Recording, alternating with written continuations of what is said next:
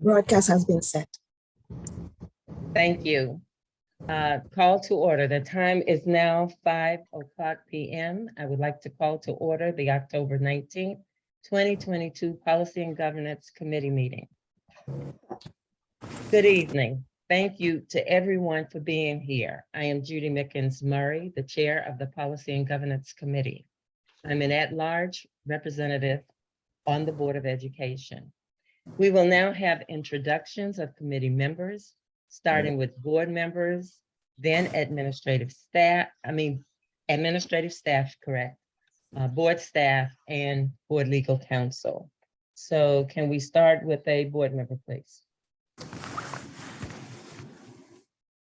Good afternoon, I'm Sonia Williams, the Board of Education that represents District 9, the southernmost part of the county, and I'm also vice chair. I'm happy to be here. Pamela Boozer Strother, District 3, member of the committee. Alvaro, do you want to introduce yourself or you want me to introduce you? Hello, everyone. Good evening. My name is Alvaro Rees. I'm the student member of the Board of Education and the vice chair of the Policy Committee. Thank you. Robin, can we move to you? Yes, good evening, everyone. I am Robin Welsh, and I'm the Director of Government Relations, Compliance, and Procedures. And finally, yes, Mr. Whitley. Good afternoon, everyone. My name is Dennis Whitley III. I'm a partner at the law firm of Shipley and Horn, and we are a board counsel. And I also see that we have a visitor, our colleague on the board, Miss Dr. Sephora Miller. Dr. Miller, would you like to say hello? Good evening. I'm in transition, but good evening. Welcome. We welcome you. Thank you for attending. Thank you. With that, I'd like to acknowledge that we have 4 members of the Policy and Governance Committee, which means that we have a quorum. 1.3, adoption of the October 18, 2022 meeting agenda. May I have a motion to approve the October 18, 2022 meeting agenda? So move. Second. Thank you. It has been moved and seconded to adopt the October 18, 2022 meeting agenda. All in favor? Aye. Aye. Thank you. The agenda is approved. I'd like to take a step back because I saw the chair of the board, I thought, Dr. Juanita Miller. Dr. Miller, would you like to introduce yourself? Good afternoon, everyone. I'm in traffic and driving, but I didn't want our committee chair to get jealous that I attended another subcommittee and not be present at hers. So good afternoon, everyone, and welcome. Thank you, Judy. You're welcome, and I appreciate you sharing the love. With that, we will move to 1.4, approval of committee meeting minutes from September 13, 2022. May I have a motion to approve the September 13, 2022 meeting minutes? So moved. It has been moved and seconded to approve the September 13, 2022 meeting minutes. Is there any discussion? Hearing none, all in favor? Aye. Aye. The minutes are approved. 2.0, public comment. 2.1 and 2.2. This is the Public and Governance Committee's opportunity to hear from the community. Therefore, committee members will not address any comments now. You will have 3 minutes to address the committee. At the sound of the buzzer, you may complete the sentence only. You may not relinquish any part of your speaking time to another registered or unregistered individual. You are encouraged to use titles rather than names. For example, chair, board member, CEO, executive director, etc. Your adherence to these guidelines will enable the public comment process to move smoothly. There is 1 registered public comment speaker this evening. Colleagues, we will now hear from our registered speaker. Mr. Delvin Champagne. Organization, Strategic Collegiate. Topic, Policies Governing STEM Education. Is Mr. Mr. Champagne present? Cindy? are Madam you- Chair, Yes, Mr. Champagne is not in as yet. he is not here yet? No. Okay. So if he should arrive, let me know, and we can come back to his comments. Okay, thank you. Will do. So we will move forward to 3.0, committee updates. 3.1, update on MABE ad hoc committee blueprint. I will yield the floor to Board Member Boozer Struthers to give us an update on the MABE ad hoc committee blueprint. Board Member Boozer Struthers. Thank you so much, Chair. I wanted to just remind our committee and the public that the accountability board for the blueprint is in its final weeks of hearings on essentially what will be the blueprint outline that all of the counties, LEAs must be accountable to. They've been meeting all summer and into the fall, and the state superintendent is working to create those documents that each of the PGCPS and the other counties will need to essentially submit and hold ourselves accountable. And this, of course, is probably the board's biggest accountability piece for the next decade, is staying on track with the blueprint funds. So I wanted to just alert everyone, additionally, remind everyone that there has not been an accountability board fully in place, reaching this point that we had expected at the beginning of the legislation. So the legislation was extended to accommodate that in terms of years of implementation. And PGCPS has been implementing, you may be familiar that our community schools funding is now up to 96 schools over 3 years, and producing reports on those funds. And we do have a PGCPS blueprint website where those reports are posted. Over time, they will convert to the official formats in administration under Dr. Kara Libby. Dr. Goldson will be presenting in that official way. So that is where things stand with the AIB and the MABE ad hoc committee that I serve on. We track that, and then we are also preparing for the legislative session, as there are some tweaks to the legislation that many districts agree on, and that has come from administrations and superintendents and the experience of implementation these first 2.5 years. So we'll be working together as a collective voice on some of those priority areas. And when those are determined at the next committee meeting, I'll report back. Those are exactly what the plan has not. We haven't reached that point yet, but I will definitely bring that information back. So unless there's any questions, I think I've finished with my report, Chair. Thank you.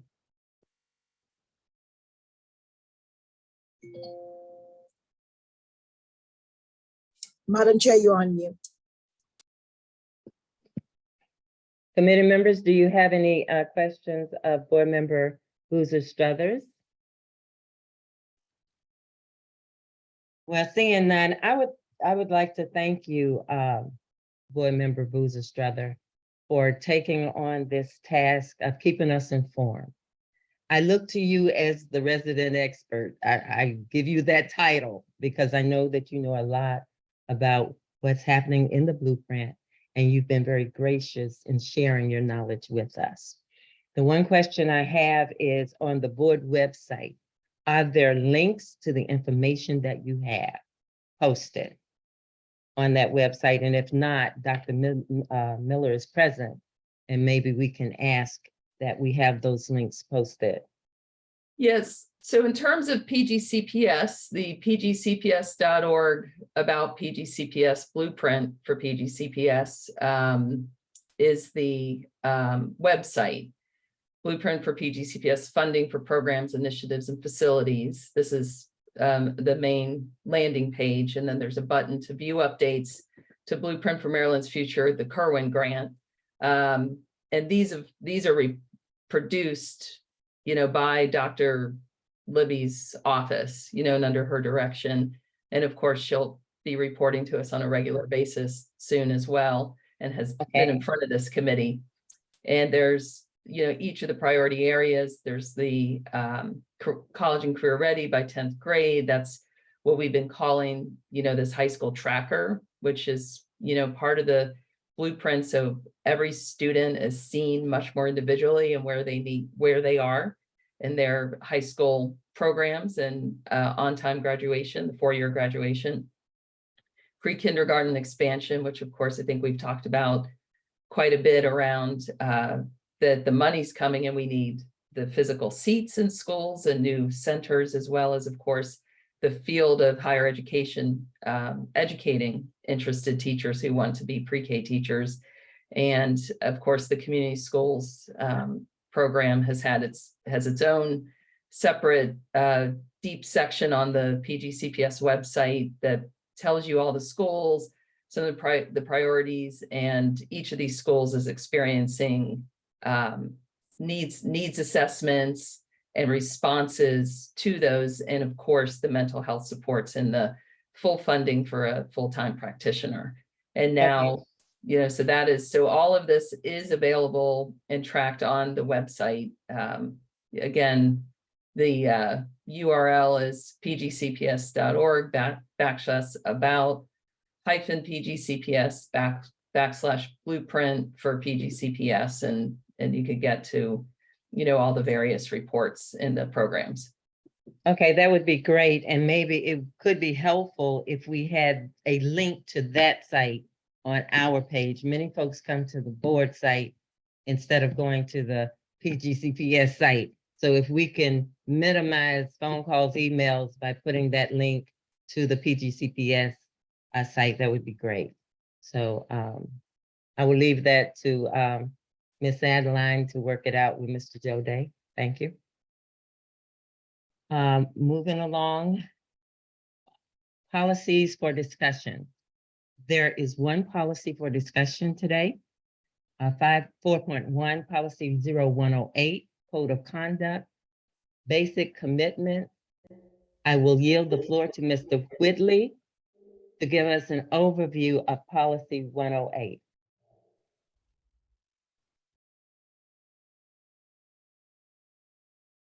Mr. Whitley. Yes, I just had to unmute. Hello, everyone. Policy 108, as Madam Chair said, addresses the code of conduct for board members. While the policy may look totally different, a majority of the content is substantially the same. There have been some suggested changes to the policy, primarily dealing with issues of board members' attendance. Specifically, if you can go to page 3.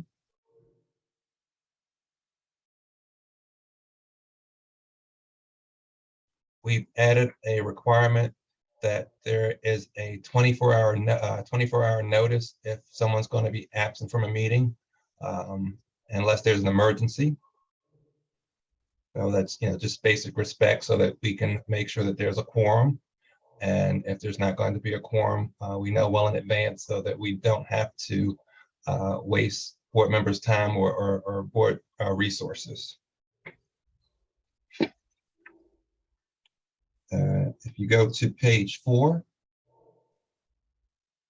we've added what I'll call paragraph 15, where basically it just makes clear that if any of the board members are being interviewed, they are to make it clear that they're giving their personal opinions unless they're stating something that is a approved board action or a board policy or something along those lines. If they're not stating board action or board policy, They're to make it clear that they're giving their personal opinion as to whatever the subject matter is that they're being interviewed about.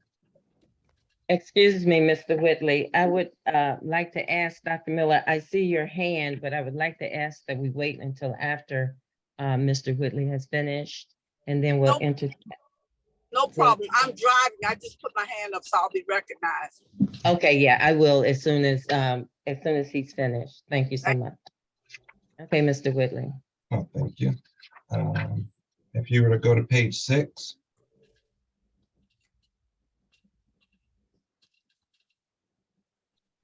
There's a recommendation that if a board member misses 3 consecutive regularly scheduled board meetings, work sessions, emergency meetings, or executive sessions, or fails to attend 25% of the regular meetings during a 12 consecutive month period, that the board should, that member should be charged with willful neglect of duty.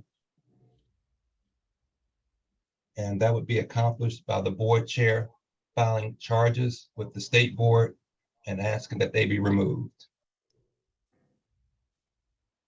Also, we're adding that if any board member is more than 30 minutes late to any regularly scheduled meeting, work session, executive session, or board meeting, that member would be marked as absent from that particular meeting.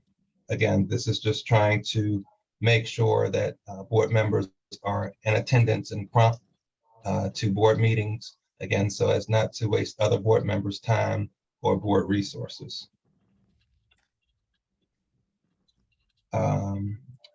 And before the board chair would send before they were removed, they would have an opportunity to come before the board and present their justification for missing the 3 consecutive meetings or the 25% of the board meeting. So there's some due process before the board actually takes an action. But while the board can actually remove another board member, it would be sent to the state board, who would be the final arbiter of whether or not that board member would be removed. So there's a mechanism for the board member to come and plead his or her case to its fellow board members before it was sent to the state board for final adjudication. There's also on page 6, if you go to page 6. Okay, this is a little, yeah, page 6, go back down to page 6. And we're talking about the mechanisms. If you look at number 1, we've added a requirement that quarterly the board members be made aware of how many meetings have been held that quarter and how many meetings they've missed. So the board member can track, the number of meetings that they've missed so that they can judge how close they are to that threshold, and they can take self-corrective actions to make sure that they don't end up in a situation where they're being charged with willful neglect. And again, and if you go to number 2, and again, that's just dealing with how a board member is to get his due process. It makes clear that the board chair is to hold an executive session within 30 days of them hitting that trigger so that they complete their case and have their due process before other members of the board, before the board takes the action of sending the actual complaint to the state board. And there's some other minor tweaks to or suggested tweaks to the legislation, but those are the ones that I think that the board would be most concerned about. If there are any other questions or concerns, I'll be happy to answer any questions. Okay, I appreciate that. I can't see my full screen, but I see Pamela Boozer-Struthers. And the way I'm going to do this is I will look to the committee members first, and Madam Chair, then I will come to you. The committee members, Pamela Boozer-Struthers. Comments, open for discussion. Yeah, thank you so much. So the version that you have up on the screen, do we have that linked? I'm not seeing that same version. It was on Word doc. Go ahead. Go ahead, Cindy. Sorry, those documents were sent yesterday in an email. Not sure if you received it. Oh, thank you. I will double check that. Okay, Okay. great. And I apologize if I just couldn't see it on the screen, but I agree with the where we're headed with absences and on time. And I would say, this is, more about respect for the public than even respect for each other, even though that's a big part of it. The public elected us to serve, and we should serve at the time. We knew ahead of time when we were going to serve. So it hasn't changed much in many years, the board calendar. So I would say this is definitely a good. I did want to note, what does it say about illness and maternity leave, paternity leave? Because I also would like to think we would model, that there are times when you do need to take time off. And I would say the top of that list is typically maternity and paternity leave. And if someone is on leave from their professional work, I could see this board understanding that for their board service. So what are accommodations for that? Well, that would be addressed in the hearing. Again, before the complaint is sent to the state board, the board member would get due process in front of this body.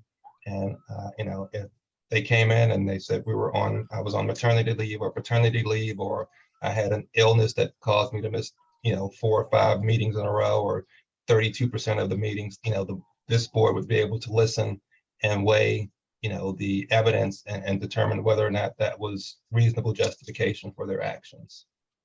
Okay, great. I appreciate that. Have you completed your comment? Yes, I have concluded. Okay, thank you. Thank you. Board Member Sonia Williams. Thank you so much. I believe Board Member Boozer Struther covered the comments, and just to sort of piggyback on her comments around expected leave, meaning we can predict it. I think we could definitely work around and be prepared and all of that. I think this policy covers those unexpected or unanticipated absences of members on a regular basis. So, but I think Pam covered the comments that I had also, and I think it's a good. This makes our policy a little bit more tighter, so that we as the board members can do the work of the board. We need to be present in order to represent those groups, whether it's a district or the community at large. We need to be present in order to represent them. Thank you. Okay, thank you. Dr. Miller? Juanita Miller? Yes, I got you. Okay. I think I appreciate the amendments that you are proposing. I wanted to get a bit more clarification or definition for emergency, because if it's an emergency, you're caught in traffic and you're going to be late, you at least give the whatever constitutes an emergency. We should still be notified, if possible, within a given amount of time, so people won't be sitting around, waiting to hear from a board member if we didn't hear from them 24 hours prior. So I just thought that was one point I wanted to make. Okay, a question. Are you recommending that we include in this document definitions so that it would be clear? Or yeah, because it depends on how one will interpret what an emergency is. You follow me? Yes, Mr. Whitley. I don't know if you can legislate every single situation. Or we just say, well, if you're stuck in traffic, is that an emergency? Again, the board members have to police themselves. They know that if they miss 3 consecutive meetings, or if they miss 25% of the meetings, what the consequences are. I don't think that we have to try to legislate, all the behavior. If the board wants me to include a definition, we can have a page long of definitions of what could or should be an emergency. Okay, I was thinking of more like a couple of sentences. about Me defining So an that emergency. same year, it didn't have to be a page, but Oh, I'm it's just, not.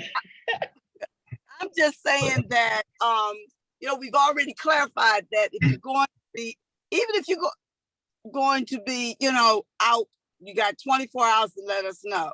However, if if there's no notification from a board member, to extend the professional courtesy of letting us know, or have somebody, even if it's an emergency where you can't contact, but to make sure someone close to you or could notify the board at least an hour before that, I don't mean for us to have to legislate it, but just to bring some clarity to it. That's all. Okay, any more comments, Mr. Whitley, before I go to Board Member Williams? No. Okay, Board Member Williams, second round. Oh, excuse me. Mr. Alvaro just raised his hand, and he's the first round, so I need to go to him first. Mr. Alvaro. Yeah, no, I was just in agree with the chair of the board. I think that a definitions portion would be helpful for that, like so that the policy itself could probably say something like board member submits proper notice. And then in definitions, we outline, proper notice being, 24 hours prior, something like that, right? Just so it doesn't leave as much, I guess, confusion in terms of, oh, I didn't know that was a time period. Oh, this person didn't tell me, the chair didn't tell me, things like that. So I think it would be helpful to have a definitions if we could add it in. Yeah. So that is your recommendation, Board Member Alvaro, that's your recommendation, correct? Yes, seconding the chair. Okay. Thank you. Ms. Williams, Sonia Williams, Board Member. Thank you so much. I hope that you can hear me okay, because I'm moving at this point. We can hear you. I think that if we're going to define emergency, I mean, we all know what emergencies are: death, birth, your car breakdown or something like that. But I think what is more important is what happens after you miss the meeting if you have not given notification. And so if you were stuck in traffic and you arrive 45 minutes late and you're considered absent, if you immediately, and this is just in my mind, professional courtesy, you immediately get a note when you arrive to the chair saying, hey, I had a flat tire, and and then there will be some grace given, and things could occur, and the chair could inform the public that although Mr. Alvaro arrived 45 minutes late, he had a breakdown, and so he will not be marked absent. But if someone just doesn't show up, or they just show up 2 hours later and with no communication with the chair, so that is what I believe all of us as adults and our amazing student board member would expect to have happened, because this past year we had many board members just show up late or not show up at all with no communication with the chair. That is what I believe this policy is trying to manage or legislate. I don't think that we should try to legislate how board members will, what is considered an emergency. We know what emergencies are. We can't predict every emergency, but what we can do is act as adults and after the situation is done, deal with that accordingly. So I don't know if we can come up, like Mr. Whitley said, with all of the emergencies. Maybe we put the known ones on there, and then everything else is a matter of what happens afterwards. Thank you. Appreciate it. Thank you. Any more comments from any of the committee members? Okay. The only comment I have is this. We have new board members that are coming on board in November. And I think that it would be helpful. Many policies have definitions. We're not looking for a 2-page definition. I'm looking for something like you find in maybe the dictionary that constitutes an emergency. So at this time, if board members want to make a motion that we have Mr. Whitley add a definition or a couple of definitions just to clarify for, especially for the new members that are coming on, what we mean when we say emergency, and or anything else that you might see, Mr. Whitley, that need to be on that definition page. The floor is open for that.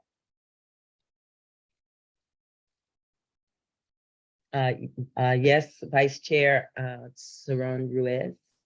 Yeah, so as a point of clarification, the motion be that we continue this policy on its path, but with the request that the definitions be added. Correct. I mean, that's what I would think. Okay, just make sure we're not like, we have to bring it up again in November to committee. I got you.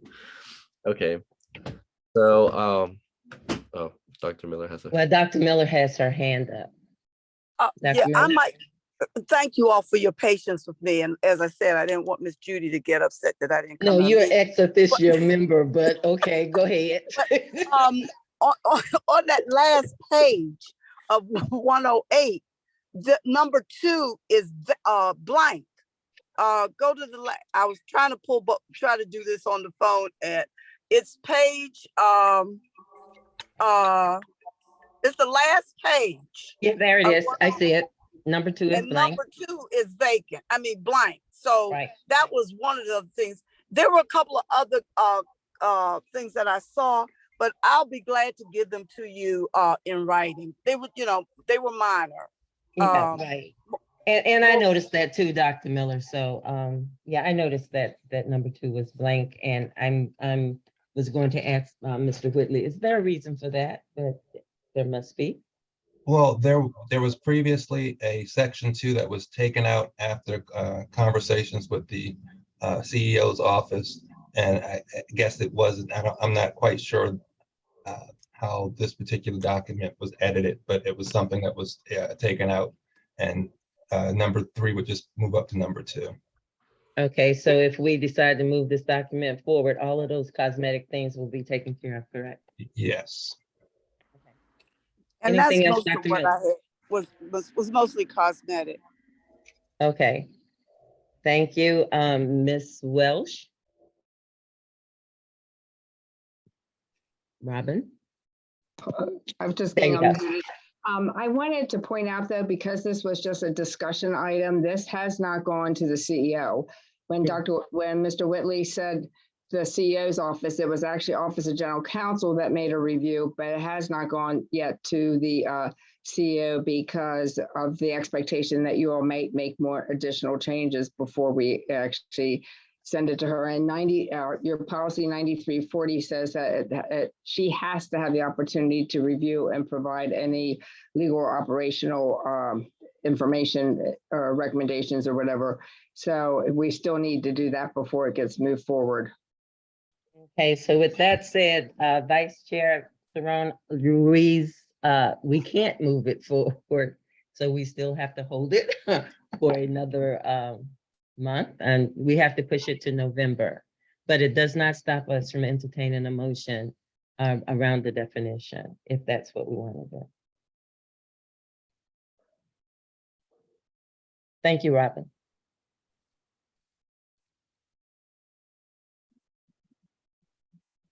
Does a motion have to be made for the definitions?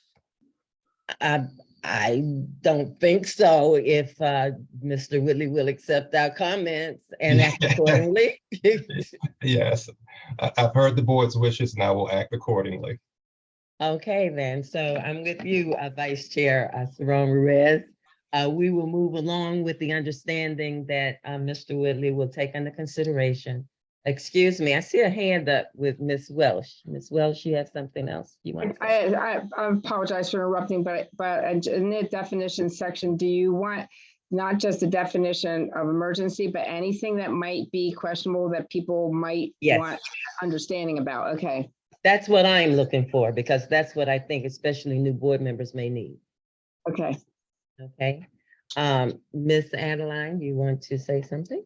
Yes, permission to address the committee. I guess my question is, so we're not moving policy 0108 for an action item for November? No, not yet. Thank you. Not yet, but that could change before we have that meeting, and I'll let you know. Okay? So as far as the action that we're taking today is to give it back to Mr. Whitley, and he is going to address the concerns that the board raised. And we should see that represented in the new document. Okay? Thank you, guys. So if there's no further discussion on 0108, we will move to 5.0, policies for review or action. All policies taken on policies today are pursuant to Board Policy 9340, Roman numeral 4, paragraph 7D. There are 4 policies for revision and 3 policies returning from public comment. 5.1 policy is new policy, pedestrian safety plans, Safe Walk to School Act, HB 19, House Bill 19. This is a new revision policy. Colleagues, may I have a motion to forward revised policy, pedestrian safety plans, Safe Walk to School, House Bill 19 to the full board with a recommendation to seek public comment? So moved. Do I hear a second? Second. There is a second. Now we will open the floor. I will yield the floor to Ms. Welch to give us an overview of the new policy. Ms. Welch. Okay, the pedestrian safety plan policy is based on new legislation that came through in the 2022 General Assembly. And it is for school systems that our size, they differentiate based on the size of the school systems. But for our school system, our size, when we are going to the Interagency Communication Commission, on school construction for funding, then for any new building or any renovations or additions to any of our current buildings that would increase the size of the number of students it would take by 100 students, then we are required to now work in collaboration with Prince George's County's Public Works and Transportation Department, as well as the State Highway Administration, to put together a pedestrian walkway plan. And in addition to that, the Board of Education is also required to conduct a public hearing and accept written comments regarding the pedestrian safety plan for that particular school that's being either built or being revised or in addition to it. And then the plan itself, there are requirements that the plan must contain. For example, it has to identify existing and potential safe routes for students to walk or bike to school. They're only looking at the areas in a school where we are not providing transportation, that we would consider those are the areas that students can walk to school. So then they would be looking at the existing and potentially safe routes. They didn't evaluate the infrastructure for including putting in new sidewalks if that were necessary, or cyclist routes to the school to increase capacity. And they'd analyze existing and potential school zones for the idea that maybe they would have to expand the school zones. So it is a policy that requires collaboration on the part of the Board of Education with the Department of Public Works and Transportation, the County Department of Public Works and Transportation, and the State Highway Commission, as well as administration, as well as getting public input as you put together the plan for any of these new schools or schools that have been renovated or or be adding on to them. So it's pretty simple, but it is what was in the law for this past General Assembly. Okay, have you completed your comments? I have. Okay, the floor is now open for discussion from the committee members. Discussion?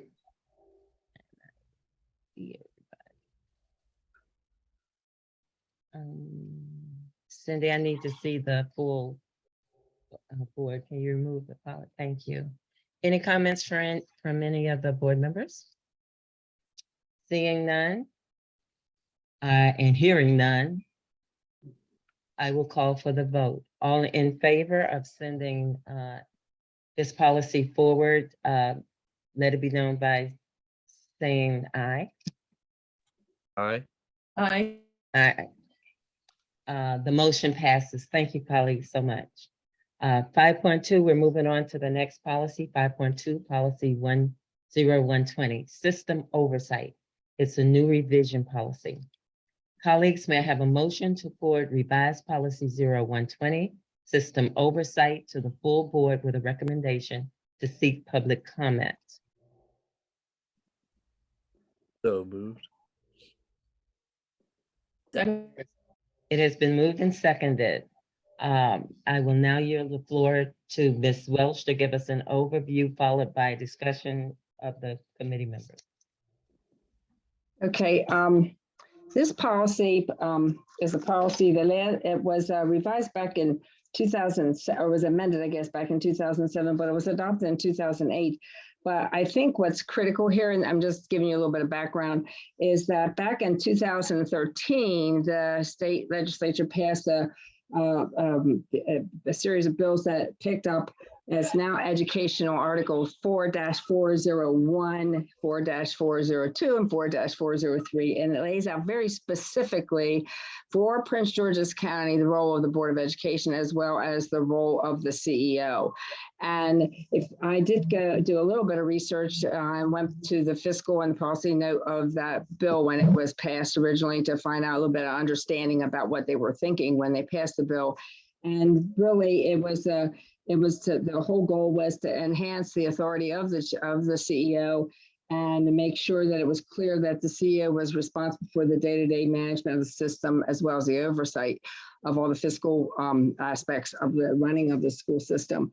So much of the policy I ended up having to delete because what was previously there is really talking about what the Board of Education has responsibility for oversight, which is actually much of it is the responsibility of the CEO based on the law. And so what I did, instead of just saying that, though, what I did was go through all the laws that lay out all the responsibilities of Board of Eds, as well as the CEOs for Prince George's County, as well as any CEO or superintendent in the state of Maryland, what their responsibilities are. And I said that the whole purpose of the policy is to clarify that the board and the CEO will collaborate to achieve Prince George's County Public Schools mission and goals, but however, make sure that the roles and responsibilities of the board and the CEO are distinct. So if you go through and you'll see, like on this page, page 3, it lays out, first of all of the board's powers, duties, and obligations. And if you go to the last page of the policy, you'll see loads of laws that are listed out, and all of these responsibilities that I laid out, you'll see them all there. All of them are listing out for us what the responsibilities of the Board of Education are when it comes to actually running the school system, basically, the responsibility of the board with the school system. So if you go back to page, I think it was 3 you were on, or 5. After that, I took, if you keep going, one more page back. Okay, then after I went through all of the responsibilities for the Board of Education, then you go forward a little bit, Cindy. I think it's page 6. Keep going. Oh, Edge, go back one page, one little bit further. One more page. Okay, thank you. Right there. So then the next thing I did was lay out the responsibilities of the CEO and what responsibilities she has, as well as what powers she has. Again, that's based on all those laws that I listed in the back page of the policies that were so that it's pretty clear, you know, and it's all based on law. There's no opinion or anything put in there. It's just the legal requirements. The other thing I did add, though, is that there's a whole section in this that talks about the Board of the work sessions for the board meetings. And I think you might be interested in that. So if you go to that section, it's after the CEO's responsibilities. Keep going, Cindy. Okay, stop. Okay, so since we now have a new strategic plan that runs from 2021 to 2026, and the focus of that plan is equity and how it impacts across academic innovation, transformational workforce, organizational learning culture, safe and supportive environments, infrastructure, and operational enhancement. I'm assuming that your works, and if you think not so, then we can change it. But I'm assuming that your work sessions, that you would want to be addressing these strategic imperatives from the strategic plan, and finding out from the CEO what are each of these divisions and departments that are responsible for different aspects of the strategic imperatives. What are they doing? What are the results? What are the outcomes of the work they're doing? So I put all of that in there. And then if you keep scrolling down, Cindy, basically what you had there previously, where it says about like asking questions, like sending questions to the CEO, still the same language that you had there before. And then I also, that what was deleted on right above B is actually rewritten in A, because I actually had a problem and could not get it to move. So I deleted it and put it back in there, but it is actually your other language and that you had previously. And then under the CEO's responsibility for work sessions, if you'll scroll down a little bit further, this is language that was there before, that she has the responsibility then to provide first of all the reports that are needed on an annual basis, as well as a schedule for all of the information that she's going to be providing you. And this again was all your previous language that you had in the policy. So please let me know if there's things you feel that need to be changed, or questions or whatever. Okay, thank you. Committee members, any comments, concerns, discussion? The floor is open. Board Member Williams. Thank you, Madam Chair, for the acknowledgement, and thank you for the presentation.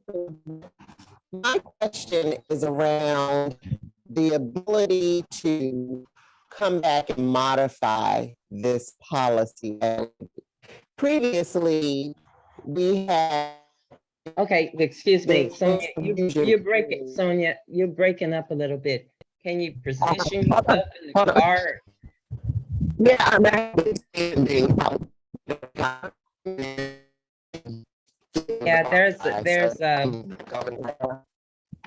a feedback. There's a feedback. Go ahead. Is this better? Is this better? Now that is, now you better. Good. Okay, it's not really better. I don't know what to do. Not really better. It's cold outside. I'm trying to think to help you. Is this better? Can you call us? Maybe a phone, maybe if you call us on the phone. That's a good idea. If you call us on the phone and I'll come back to you, can you, me or someone help you? Okay. And then I'll come back to you, okay? That would be helpful, thank you. Okay, and any comments from anybody else while we're waiting for Sonia to, Board Member Williams to reposition herself? They don't have to be negative comments. They can be positive.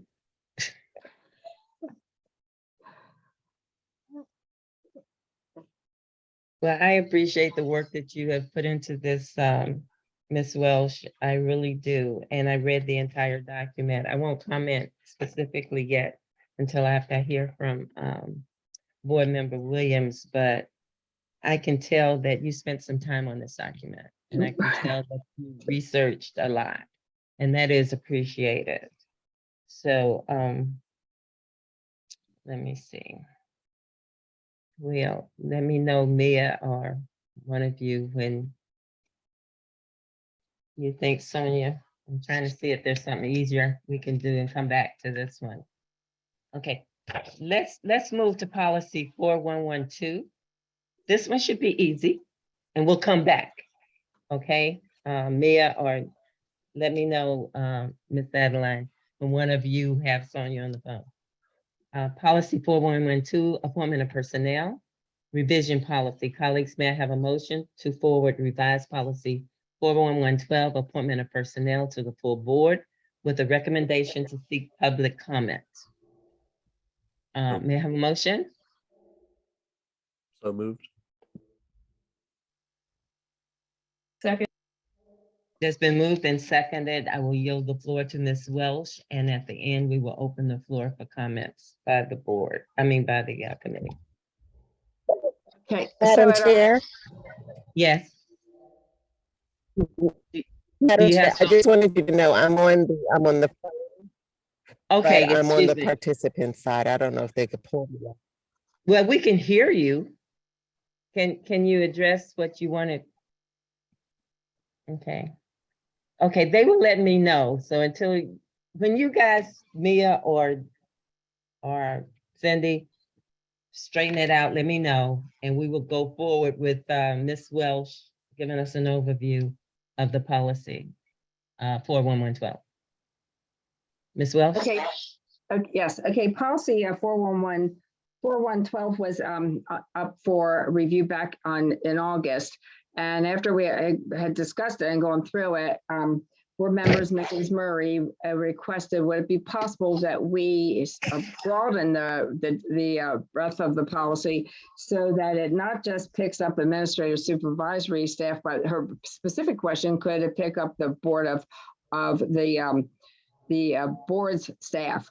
And so what I did was I eliminated anything that had to do with administration and supervisory, because in order to pick up all of the Board of Education staff, then I need to pick up all staff. So basically what I did was just go through and eliminate anything that talked about administrative and supervisory positions, and just added another section. If you go down under 4, it's 4A2, Cindy, just scroll down a second, right, and added other certificated educational personnel there for E, and then under B, appointment of non-certificated personnel. Instead of making it only administrative and supervisory, I included then other non-certificated personnel. So that basically then broadens the whole policy. So we're talking about all personnel and who appoints, who doesn't appoint, and then what the responsibility of the Board of Education is. Okay, thank you. Any more comments from you, Ms. Welsh? No, I'm done. Okay, board members, do you have any discussion around 41112 policy? Okay, hearing none. We will vote. I call for the vote. All in favor of moving the policy forward to the full board for public comment? Let it be Madam known by Chair. saying aye. Yes, We got Dr. Z Miller's hands up. Dr. Z Miller. Oh, okay, Dr. Z Miller. Okay. Yes, Dr. Miller. Sorry, The just floor. a quick question, and maybe I missed it in the explanation. So we're changing the policy to reflect that all personnel need to come before the board as opposed to admin and supervisory personnel as it was in the past. Is that my understanding? So in the past, what was happening is all certificated personnel came to the Board of Education. So that even meant teachers. I'm sure you didn't discuss every individual teacher, but you were giving general information about all the teachers. And so, but this policy previously just talked about administrative and supervisory personnel. And in reality, the Board of Education also has the responsibility of appointing all certificated personnel. So it's really reflecting what the law says in terms of what the process is for the school system when they go about and hire, whether it's a certificated staff or non-certificated staff. So that was the main change from the previous policy. Okay, board Okay, member, thank Dr. you. Miller, I think Are you asking, would 19,000 employees have to come before this board through the CEO? I believe that's exactly what I'm I asking. think that's Yes, what she's yes, asking, because yes. I just thought about it and I said, oh, that Yes. cannot be happening. That's exactly what I'm asking. So that's the clarification that we need, Ms. Welch. So my understanding is that you do receive like a report of the names of all that, like you're not having a conversation about every single teacher or anything like that, because Okay. you're absolutely right. You'd be discussing forever all of the staff. You do though probably discuss specific administrative positions depending on the nature of the position and everything. So it won't really change your practice, except for one thing. Previously, I think non-certificated staff were also brought to the board for appointment, and the law says that that is actually the responsibility of the CEO. So that is the only change. And then it also, the other piece is that in addition to being told about this, you absolutely do have to vote on it in open session. So it discussed the fact you're going to have your discussion in executive session, but then when you get to open session, like you vote normally at the end of an open meeting for anything that was in executive session, then you would vote on it at the end of that meeting. Okay, so I don't see anything codified in this policy that says the board members have to speak to the CEO about 19,000 people. So it's what she brings before us that we entertain, correct? But what we're doing here is ensuring that all board members understand that she has the responsibility to hire staff. Correct? Am I misunderstanding that, Ms. Welch? You are correct, but she can't, but just to be clear, when you were talking about certificated staff, ultimately, she's going to make the recommendation. Let's say, like I'm a certificated employee, so she would make a recommendation about to hire me if I were applying for a school system position. And then it would ultimately be the board's responsibility to make the actual appointment. Versus now, if you look, the law also says though that she has the responsibility though to hire and set the salaries for any of her chiefs. So like any of her, like her chief of operations or chief of finance, those particular ones, that's her responsibility. But other than those, and many of them are not even certificated, because like your finance person, Mr. Herbstman, he's a CPA, so he certainly wouldn't go for educational certification. So but he is all those people she does appoint or hire, I should say. Then any of your non-certificated staff, that would automatically go to her and she would do the hiring for them. Okay. Yeah, I guess my question is, we want to make sure that we're not creating a confusion with the policy. I know that the policy is broad. We want policies to be broad, but we also want to codify the responsibility of the CEO and the responsibility of the board. And we don't want the new board members coming on board thinking that they have some power and authority where they don't. I'm sorry. Go ahead. I didn't mean to interrupt. No, I had finished. That I want to make sure in this piece there's clarity. And if you need some additional time, we can give you that. But when we read it, we don't want anybody thinking that this board can hire or fire anybody on our own, because we can't. Well, the superintendent the superintendent can't actually, depending on the position, even your certificated teachers, she can make a recommendation to the board to have someone terminated, like say for performance or something, but ultimately it's the board that has to vote on that termination. And this is for certificated employees. So not related to the non-certificated employees, that's a whole different situation.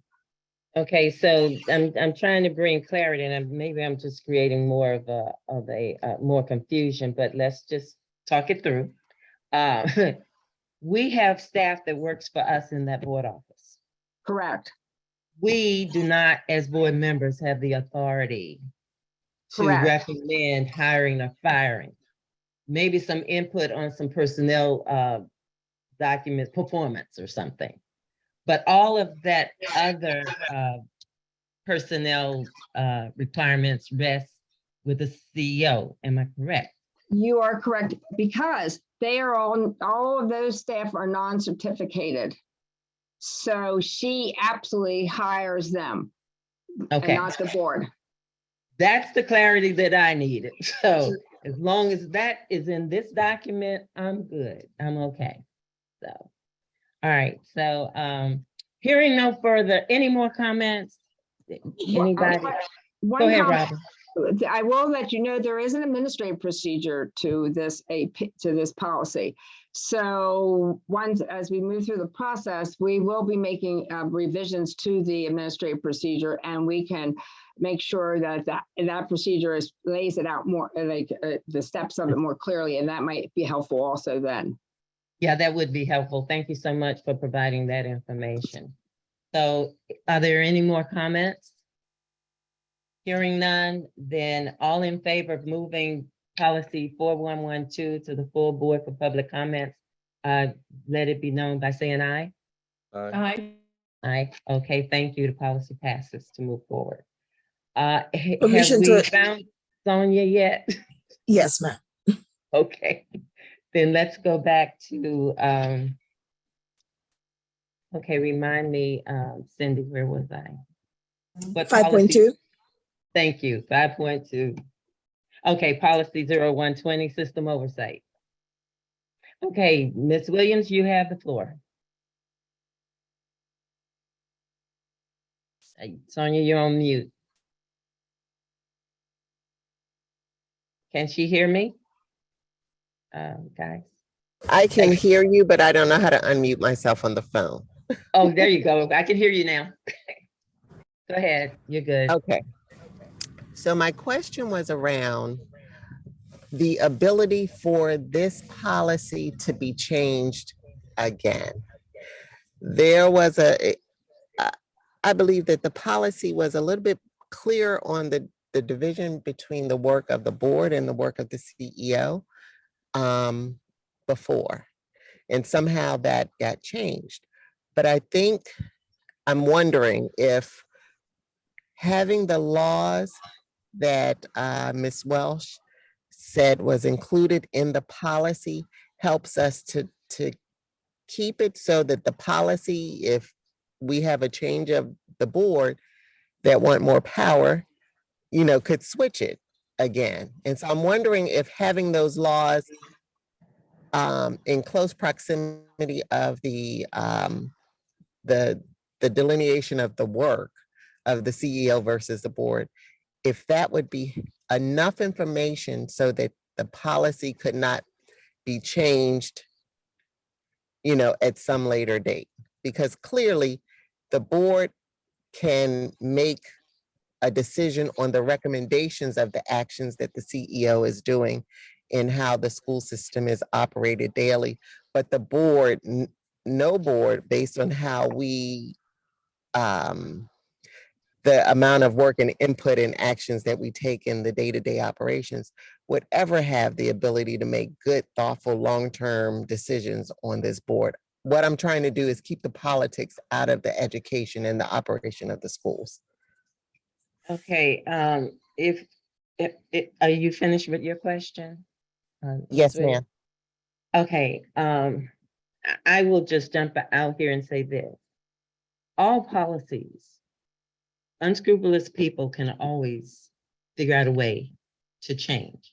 What we're trying to do here, though, is come up with a system where it cannot be done in secret. It cannot be done in a vacuum. I'm hoping that with the tracking systems that we're putting in place, with the requirements that as you update these documents, they have to be signed off on at that moment in time. I'm hoping that we're putting some checks and balances in to deter that. Now, I'll leave it to the lawyers. We have two represented here, Mr. Welsh and Mr. Whitley, to comment if you choose. But my sense is that because Ms. Welsh has identified the law, no one can say they'll be ignorant of that unless they're not a lawyer, Right. that it would be more difficult Yeah. And And we're on motion- the same page, I think, Madam Chair. I want to be able to keep that clear definition. And so I think we're on the same page. And if that was the intent of putting those laws there and the intent of the changes that were presented, I feel more comfortable with that. Okay, Ms. Welsh? I have one question. You were first in your comment, Board Member Williams, you said if we could just make the laws get closer to the content in the policy. Were you thinking that it might be helpful behind each statement that you'd actually put the legal citation right there? Yes, Having it in the back of the policy? I think so. I think having it as a citation right near that area would be great. That way it could never get lost in, a page not transmitted over. If you have the citations just quoted, near that area of the policy. I could absolutely do that. And then I'll just have it behind each statement. That way you'll know exactly what laws it came from for each statement. Yes, I think that works. Okay, And good. Board So, Ms. Williams, I Whitley? think Ms. Welch stated I think Ms. Welch stated that Mr. a lot Whitley, of the terminology comes straight from okay, the you state need law. to, So you there's need to no room repeat your for entire interpretation. sentence. You froze. So now that you're not frozen. Okay. Go ahead. I think Ms. Welch correctly stated that most of the verbiage in this policy comes directly from the state law. So there's no room for interpretation. Okay, good. If that helps, Then, feel more comfortable. so that addresses your concerns, Ms. Williams, right? Women Williams? Yes, it does. Thank you. I'll say, okay, so now I can entertain the motion that we can move policy 120, system oversight, new revision forward to the full board for public comment. So moved. All in favor? Aye. Aye. Okay, good. And Ms. And- Welsh, I'm taking you to your word that you will. I will do that. Okay, thank Thank you. you so much, Ms. Welch. Thank you. I appreciate that. Not a change is problem. all- Okay, thank you. Now we are moving on to Ms. Adeline. I think I'm supposed to go to 5.4. Right? Which is 4114. Yes, ma'am, 5.4. Okay, thank you. So the next policy for revision is school official finance disclosure. CEO recommends rescission. Colleagues, may I have a motion to forward revised policy 4114 to the full board with a recommendation to seek public comment for rescission? So moved. Second. Okay, it's been moved and seconded. I will yield the floor to Ms. Welsh to speak to this policy and why we're rescinding it. Requesting it. Okay, so this policy, so first of all, in the memo that came from Dr. Golson, what it does explain is that our policy 0107 ethics regulations, not only did the board approve it back in, June, the end of June, then it went to the State Ethics Commission, and on September 15th, they reviewed it, and it met all of the legal requirements, all the revisions and changes we made, and it is in alignment with what the law requires. So our policy is completely approved. So if you look at policy 4114, first of all, it's not in alignment with our policy 0107, the ethics regulation. It says, a good example is, it says the financial disclosure forms are due on January 31st of each year, when in fact they're not due until April. So there's pieces of it that just don't align with the ethics regulation. It is redundant, as well as it doesn't meet the legal requirements that the State Ethics Commission had reviewed our ethics regulation policy for. So for that reason, it is the recommendation of the CEO to have this rescinded. Are you finished with your comments? I am. Thank you. Colleagues, committee members, the floor is now open for your comments. Any comments? Okay, hearing none, may I, all in favor of moving policy? Oh, wait, policy, school official financial disclosure form to, the CEO recommends rescission. All in favor? Aye. Aye. Aye. Aye. Okay, the policy passes. Thank you. Now we'll go to 5.5, policy 0109, financial impropriety, improper conduct, and whistleblower protection action policy. On September 13, 2022, policy 0109 was voted by the committee to go to the full board for public comment. There were no public comments received. Colleagues, is there any additional discussion for policy 0109? Okay, hearing none, may I have a motion to forward to the full board on October 27th, 2022 with a recommendation to advance consideration as first reader? So moved. Second. Okay, it's been moved and properly seconded. All in favor? Aye. Aye. Okay, thank you. Policy passes. 5.6, policy 3500, naming of schools, school district facilities, dedicating areas of school and school district facilities or grounds, and erecting monuments. On September 13, 2022, policy 3500 was voted by the committee to go to the full board for public comment. There were no public comments received. Colleagues, are there any additional discussion? Is there any additional discussion for revised policy 3500 at this time? Board member Pamela Boozer-Strother. Yeah, thank you so much. I actually have a few items I'd like to review with the committee. I had actually hoped we'd have some more engagement from the public on this because this topic has been not only a PGCPS conversation, but has definitely been elevated nationally for quite a few years, and especially in the last 2 years. And, you know, I look back at August 27, 2020, when Dr. Goldson created the School Renaming Commission. The work has been on hold, and Dr. Goldson is, I think, waiting for this revision before she restarts the committee. But at that time, you know, he said, in light of national unrest over racial inequities, PGCPS has taken a renewed interest in reviewing the symbols and structures that do not reflect the school system's commitment to diversity, inclusion, and democracy.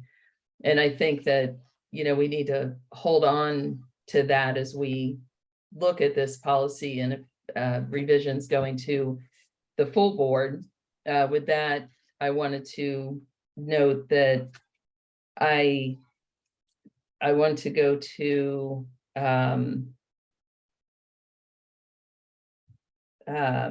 let's see, section 4B,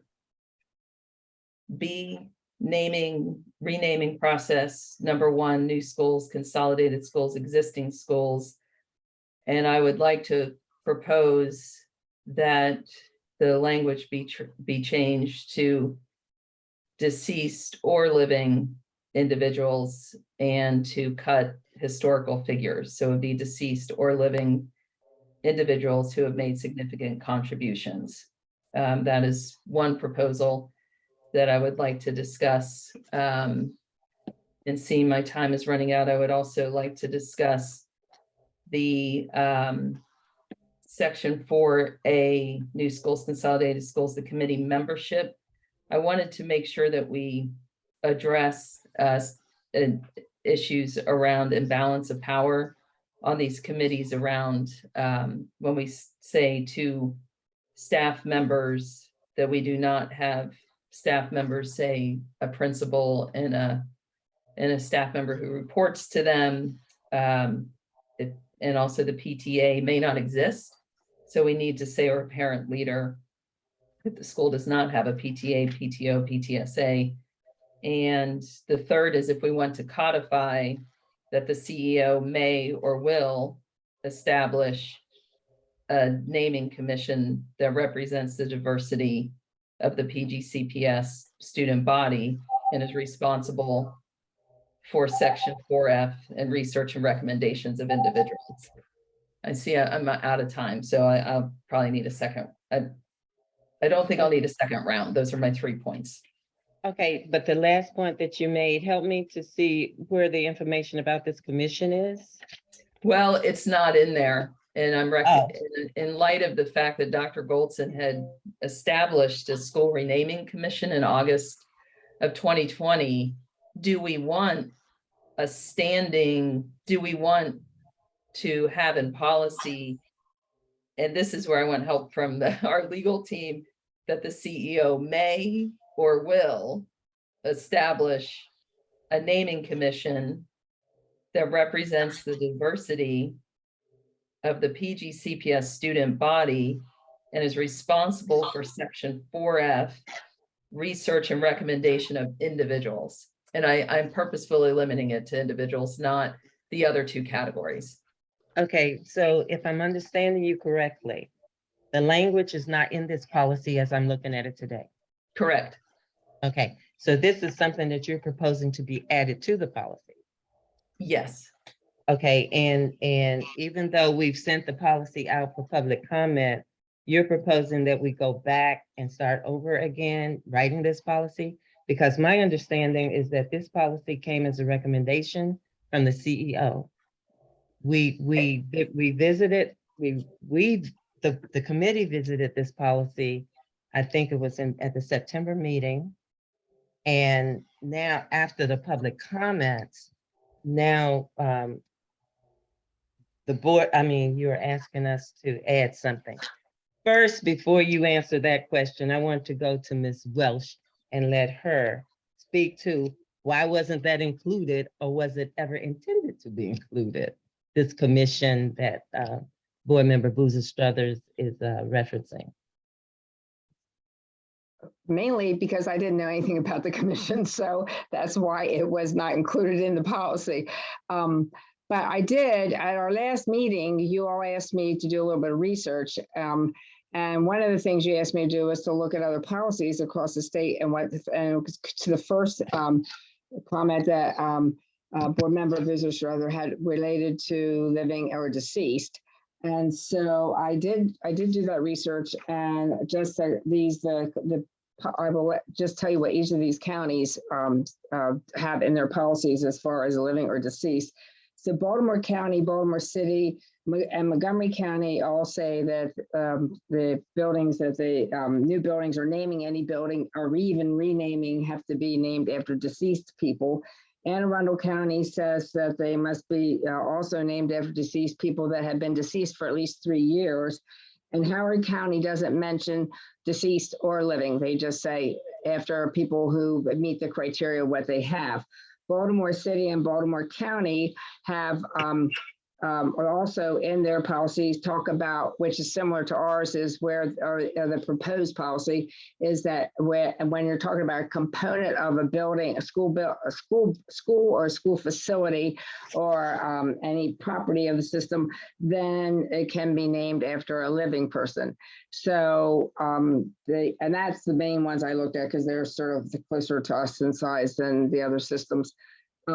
As far as other question you asked me was the process of how they come about finding, coming up with names and stuff. And I think it goes to what Board Member Boozer Struther is talking about, because after reading them, I think it was Baltimore City and Montgomery County that had a little bit more detail about what criteria they were going to be analyzing when they looked at. It wasn't as simple as saying this person has some historical importance, or this person, did wonderful things in history, so we're going to use this person. Instead, it was they ran them through a list of criteria.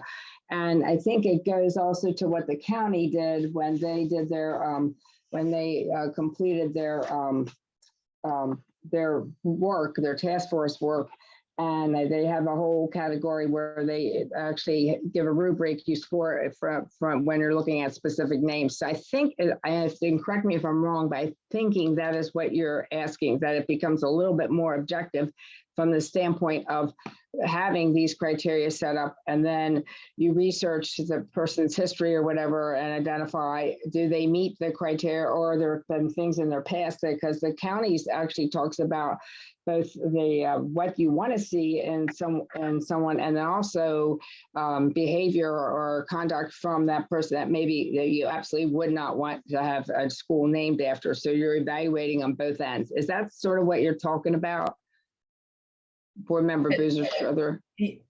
Yes, and that this more permanent naming commission would have that administrative procedure authority around that. One of the reasons Dr. Goldson put this on hold is we were waiting for the county council's responsible legacy task force to bring out their report, which has happened since we met in September the first time, the timing aligned. And they have a rubric that they have created and recommended. The county council accepted the commission's report, and that the rubric could be utilized by all agencies. We're not the only agency in the county that names buildings, like the Public Works and I think others that have infrastructure. And of course, our county executive's building is named after a person. So that would be available to this commission.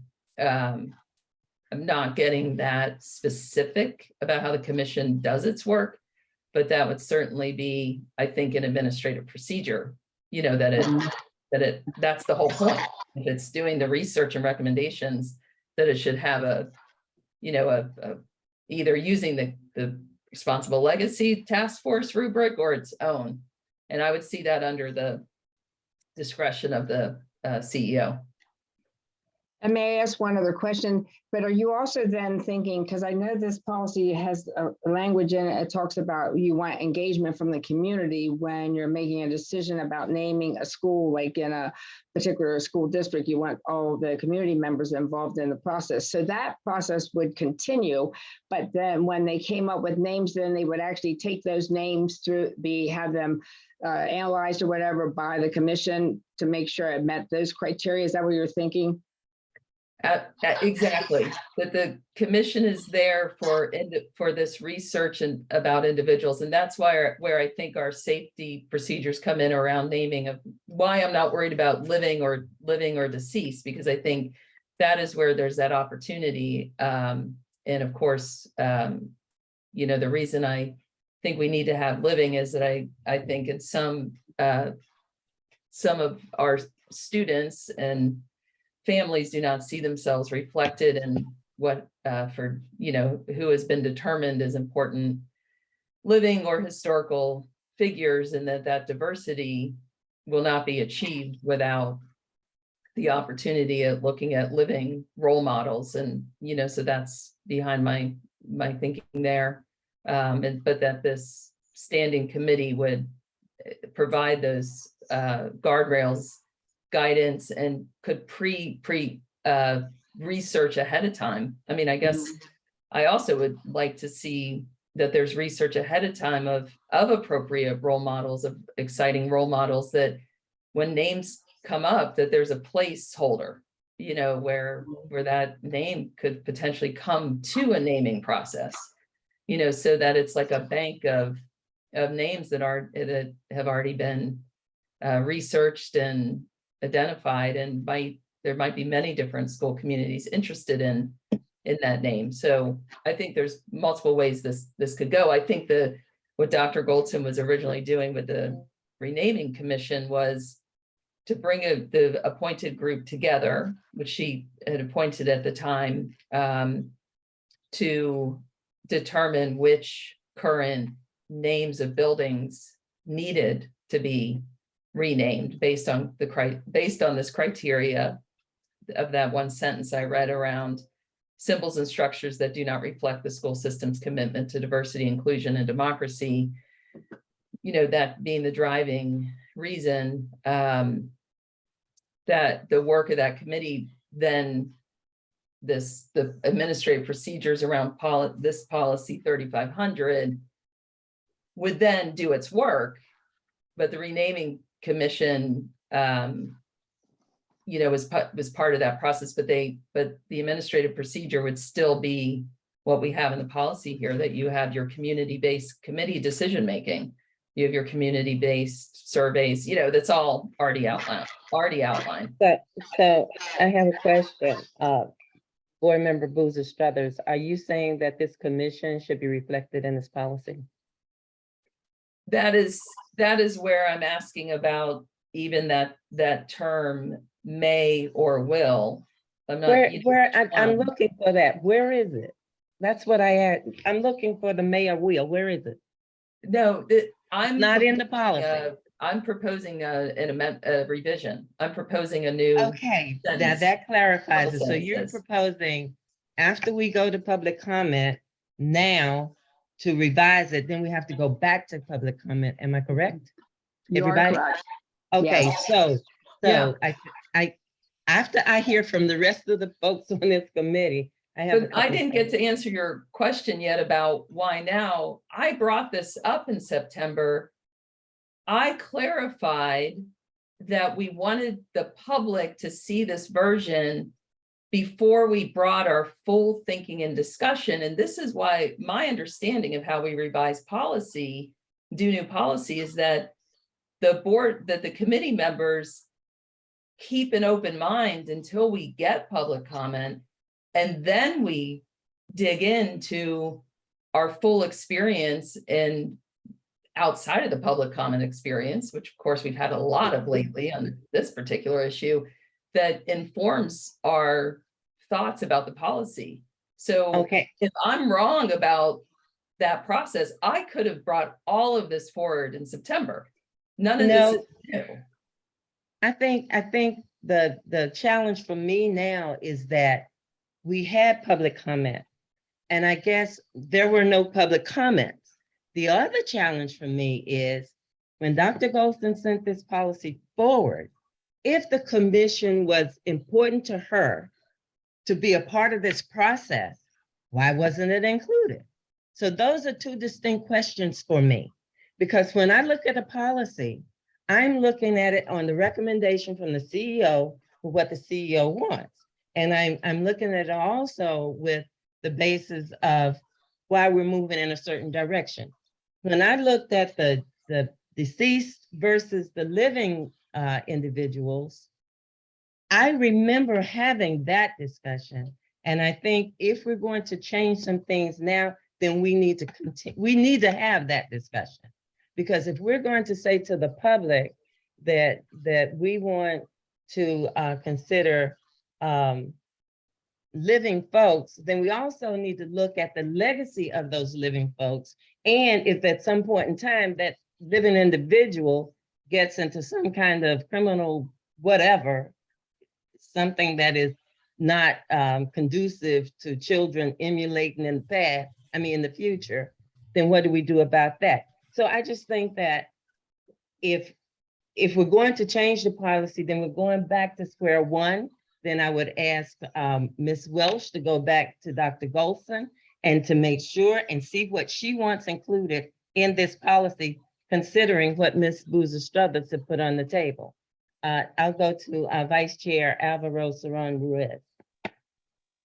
So I like to say I agree with Board Member Boozer Struthers. I believe with a policy as important as the naming of our structures, our schools, our buildings, that the time, I think, shouldn't matter. I think really getting the policy to reflect really what our core values are, what the mission of PCPS is, and what board members want, and what the public wants is what's truly important. And so I think, adding these revisions would be important.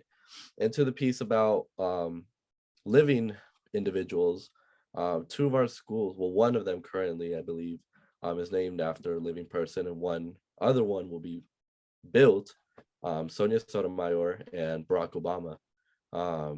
Those are two living individuals who, our schools are named after. And so I'm not sure if, with this policy only saying deceased, it impacts that. And so, I agree with Board Member Boozer Struthers. So just putting that out there. Appreciate your comments, Board Member Sonia Williams.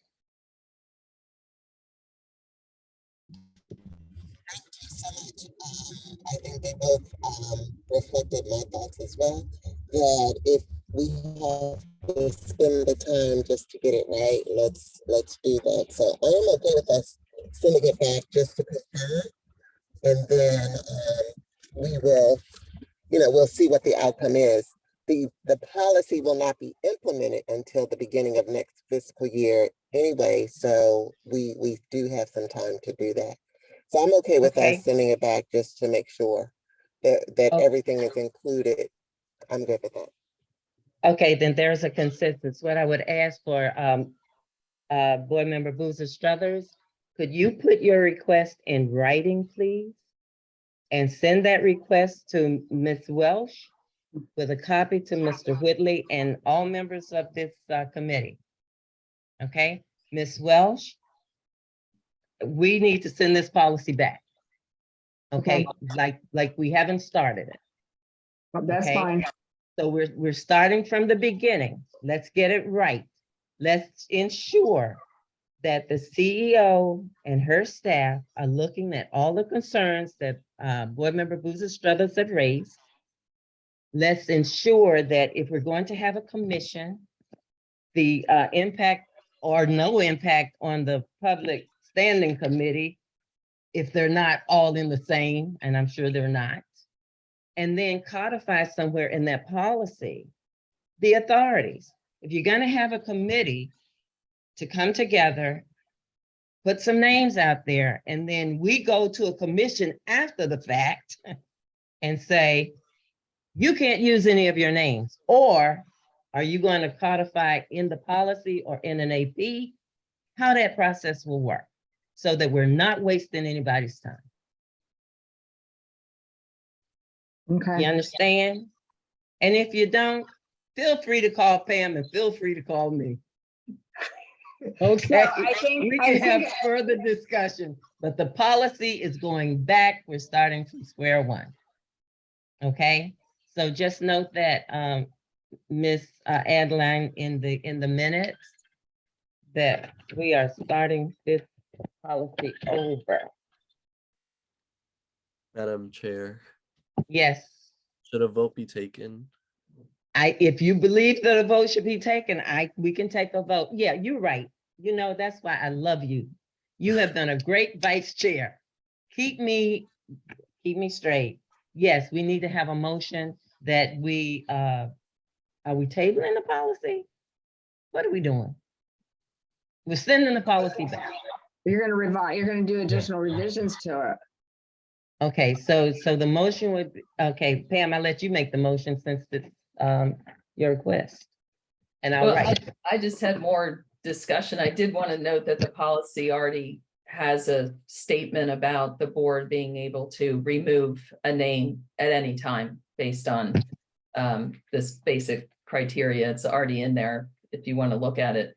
And so, I saw that and I understand that. I just think that more opportunities for that, if we're not very selective of who the living folks are that we name schools after, we could be spending a whole bunch of time. Somebody in the future could be spending a lot of time renaming schools. So that's all I meant by that. It's not anything to deter what we want to do moving forward.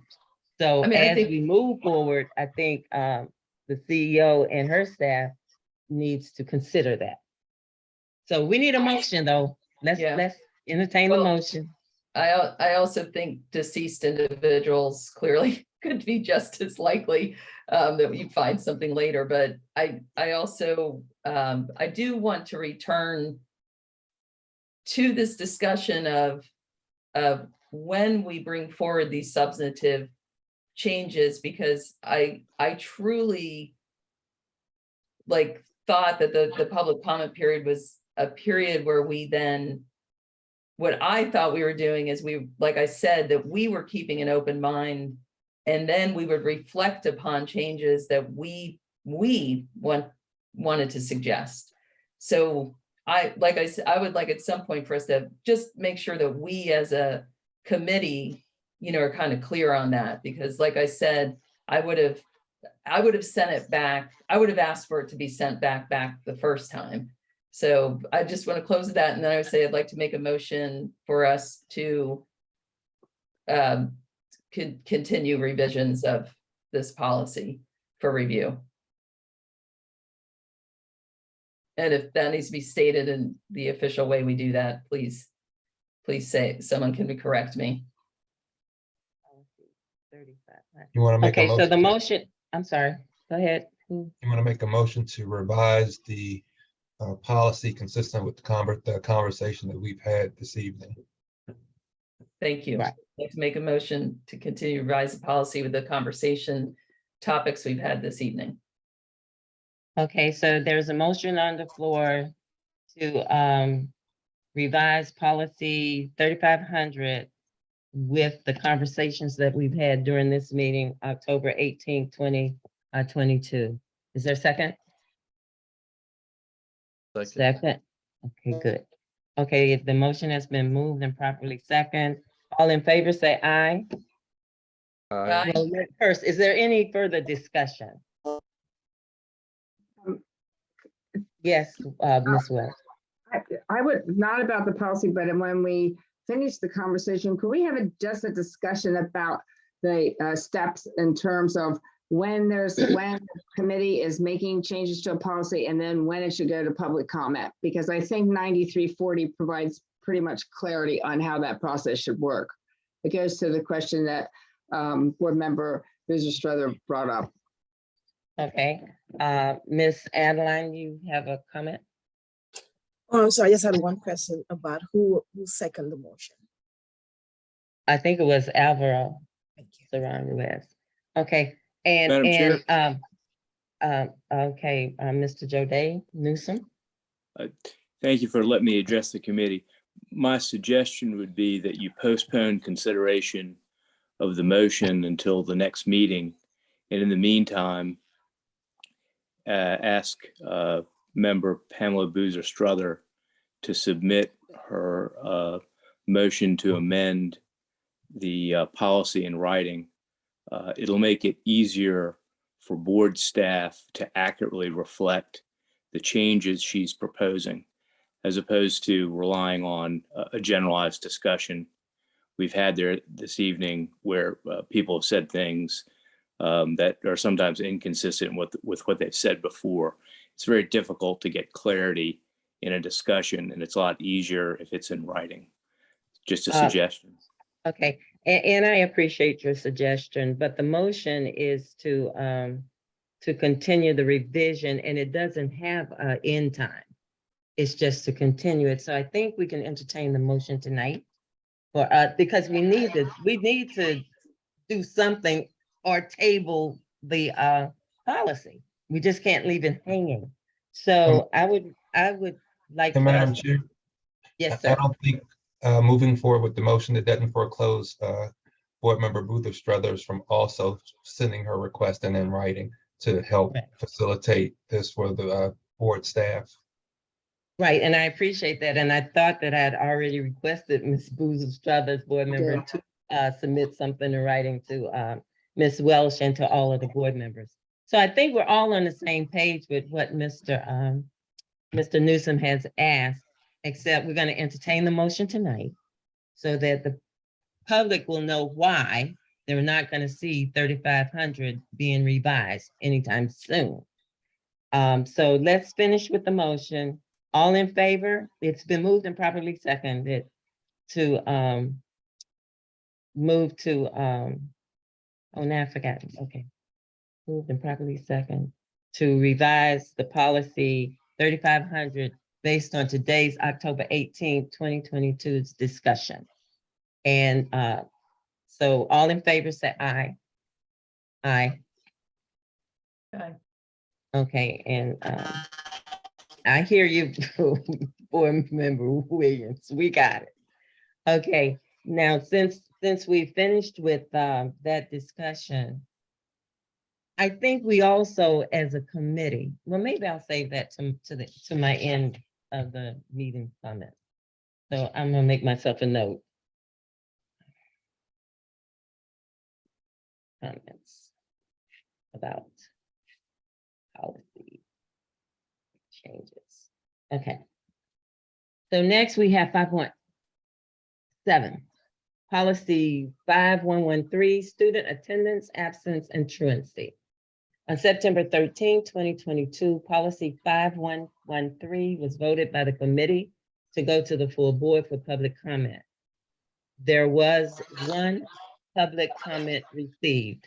Ms. Welsh, do you want to add any additional comments at this time regarding 5113? So I would like to just comment on the comment. Okay. So the person who provided the comment is a school system staff member at a school. And first of all, the first recommendation was to eliminate the time period for when a parent needs to get their note in saying why the student was absent for whatever days, like, you know, they were ill or whatever the situation might be. And the staff, I've talked to staff, I talked to both Elizabeth Faison, who's the Associate Superintendent of Student Services, as well as Jackie Naves, who is in charge of the pupil personnel workers, to get their thoughts on this. And they said it's critically important to have a time frame for re-getting their notes in, because the whole idea is that if it is a lawful absence, and the only way you'll know that is by getting the note that tells you why the student was out, then the teachers know that they have 48 hours to get work to the student to do makeup work. And that makeup work is not just busy work, but it's really the work they missed while they were not in school during that time frame. So waiting to the end of a quarter or whatever, that then the student loses that opportunity to learn, to get the information that they lost during that time frame, as well as if they go beyond one quarter into another quarter, now you're talking about the possibility of down for student has done makeup work, and you're now looking at, you may have to ask for a grade change. And quite honestly, unless it's absolutely necessary, the system really does not want to get into doing grade changes all the time because someone didn't get their absence notice into the school. And this particular individual talked about the fact that particular school, that his school only accepts them in early morning. So that is actually a school issue, because the AP, the administrative procedure, has no conversation at all about when the note has to be submitted. It can be submitted anytime during the day. It's, you know, so that's something going on in that particular school. The other thing is that then this person talked about contacting the parents, and why is it necessary to call the parents, and why can't they just pick it up in School Max if you put in if they were out or whatever. And that is a critical piece for our teachers to be communicating with our parents, because if a student's been out for a certain period of time, I think in the administrative procedure says 10% of the time or whatever, then we want a teacher to have a, you know, not in person, but phone to phone conversation with the parents saying, you know, we're concerned about Johnny, he hasn't showed up in school. Is everything okay? Is he going to be, when do you think he'll be coming back? Those kinds of things. It's also more, provides the parent more incentive if they know they're getting a personal call saying your child's not in school, your child needs to be in school. Plus, there's probably parents out there that didn't realize their child wasn't in school. And so that's important to let the parents know, you know, your child didn't show up today, or however many days, if it's an extended period of time. That's an important piece of information. And the administrative procedure then provides that if it doesn't improve, the student doesn't return after the teacher call, then there's a whole process of getting the principal involved and then the pupil personnel worker, because absenteeism is a critical thing that we want our kids in school. So the part where the teacher has to call the parent is an important piece of that process. And then he also said, why can't the system set something up that the parents can submit their notes virtually? And actually, just so that everyone knows, you as well as the public, we do have the electronic absence notes system, and all the parent has to do is submit the note electronically to the school. And the principals, actually, they have got critical reminders at the beginning of the year twice now, just to remind remind parents that they can submit their absence notes virtually and they don't have to do it in person. So that was sort of the response to everything that he had in his comments. Okay, did I understand you to say that this was a person that works for the system? Or Yes. for the system? Mhm. Okay, thank you. Any comments from any of the committee members to what Ms. Welsh just shared? Yes, Pam, Board Member Boozer Struthers. Yeah, I just wanted to note that the new online way to do the absentee from a parent is very helpful, but I have seen that difference, that it was marketed a lot to me as an elementary parent when it was launched last year. And I haven't seen like where to find it if you're just looking for it. So maybe, I think to the point that Ms. Welch made, that I would second that there needs to be better communication to parents about where to find this link for their individual school and to use it. I don't think that that's been happening as much as we would like it to.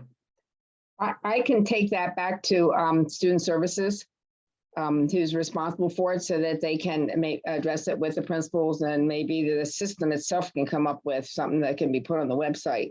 Yeah, I was going to say the home page of the school websites, and also the websites that the central office websites would be great. Okay, I will do that. Any more comments from anybody on the committee? I have one more comment, Ms. Welsh. Yes. You said this individual works for the school system, Uh-huh. and I also thought I understood you to say that some of the concerns that this person raised seem to be contradictory to our AP and specific to a particular school. So I guess I'm suggesting now that someone needs to revisit that school and to see if folks are following the PGCPS policies.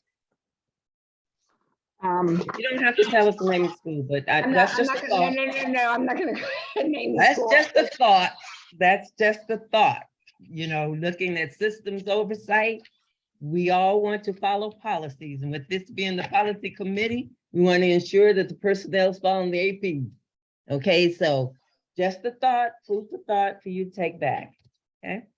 So I'm just looking at how the comments are set up, and I don't believe that it allows them to say specifically which school he's at. It just says staff member, Prince George's County, Maryland. It doesn't, Okay. so I'm not sure I can track down. Well, the then school. it sounds Maybe. like we Oh, need I to might do be it. able to though. Okay, I will- if at a minimum, we need to do a reminder then to all staff that they are responsible to adhere to APs that are in effect in the Prince George's County Public School System. Yeah, we can do that. We actually sent a lot of reminders following Okay, the APs, but but we can appreciate- certainly do that. Yes. Would appreciate that. Ms. Barton, do you have your hand raised? Did you want to say something? Well, your hand is raised. That's why I asked. I see it. Okay, you want to take it down?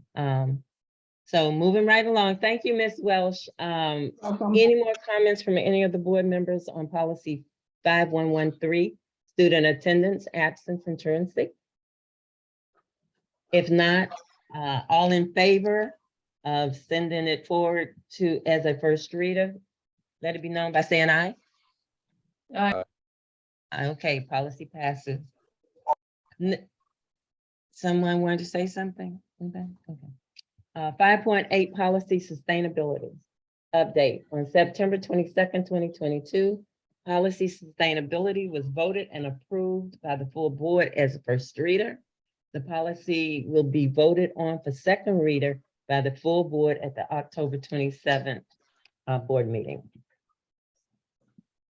Okay. 5.9, boy, we had a lot of policies. 5.9, policy 1500, Parent and Community Advisors Council. Update. On September 22nd, 2022, policy 1500 was voted and approved by the full board as first reader. The policy will be voted on for second reader by the full board on the October 27th board meeting. Okay, now we're at 6.0, follow-ups and next steps. Follow-ups from previous meetings will be posted on board docs upon receipt. 6.2, next steps. The Policy and Governance Committee meeting will be held on Tuesday, November 15th, 2022 at 5 p.m. This meeting will be virtual. Please check the board page on the PGCPS website for more information. And 7.0, closing remarks. And today I have some, not many, but a thought. I thought I understood, and Jody, I see you're still here, Mr. Newsom, to say that 9340, or maybe it was you, Ms. Welsh, that 9340 speaks to how we are to conduct board meetings and possibly, I don't know if that includes, I haven't read it yet, I've read it, but I don't recall it. Committee meetings, is that included in that policy as well? It is. Okay, because what I'm thinking is to bring clarity to how we, looking at board member Pamela Boozer-Strother's concern about public comment, when we weigh in, when we do, I think maybe in that policy, we can look at that and codify that. I don't know right now, but I'm throwing that out for this entire committee. And also you, Mr. Whitley, if you would please look at that policy based on the conversations that we've had here today. And also I'm going back to the situation where we were in a special session and the members of this policy group voted against their own policy. So to me, those are concerns for us as the Policy and Governance Committee. We need to look at ourselves and how we do business too.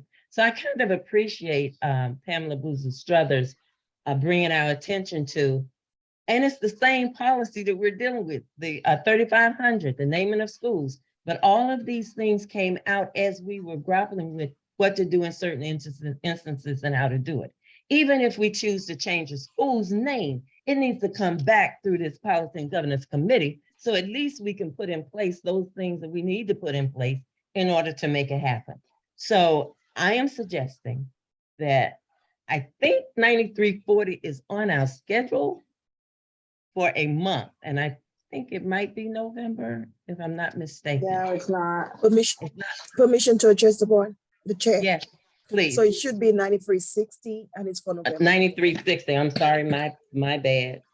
Is 9360 the policy, Ms. Welch, that we should be looking at, or is it 9340? For purposes for policy development, it's 9340 that we should be looking at. 9340. But for the purposes of how we do business in our committee meetings, and is it 9340 and 9360? Okay, we need to find out which one it is. Okay, because what I'm suggesting is that we need to start looking and working on that policy now to help us not make the mistake that we made with having to, what did we do? We suspended the rules. I don't want to do that with policy. To me, that doesn't make sense. So for us to garner the respect that we are taking our work seriously, then we need to figure out what it is we need to put in place to ensure that we're doing our work properly. Okay, so those are my comments. Anybody can give me any insight, call me, send me an email. I need to know what policy that I think I'm talking about so that we can start working towards that to help us do our work better. Any comments around what I've said, anybody? Permission to address. Yes, Miss. So I'm looking based on our tracker is 9360. Okay, and what month were we going to look at 9360? November. November the 15th? Yes, ma'am. Okay, could you send that policy to everybody, please? That's on Yes, this ma'am. committee, so that they can start reading that policy. And then Ms. Welsh, I guess you will start to look at that policy to bring to us suggestions. And then Mr. Whitley, based on what you've heard and witnessed, please weigh in on that policy and Ms. make Wilson- recommendations to us. Ms. Wilson, I've been working collaboratively on all the policies that have come before the board. Appreciate that. Thank you so much, guys. This was a long meeting, but I think it was a good meeting and I think it was substantive. And again, Board Member Boozer Struthers, thank you for bringing something to the attention of this committee that we really need to spend some time on. Think it through, do it right, so that we don't have to revisit this again. It can withstand the test of time. So thank you so very much. Okay, appreciate it. And Ms. Zipporah, Dr. Miller, thank you for joining us. And with that said, may I have a motion to adjourn? So moved. Somebody? And I'll second it. The meeting is adjourned. Thank you all. Appreciate your time. Appreciate everybody's time. Good Thank you. night. Thank you, everyone. Good night. Good night, thank you.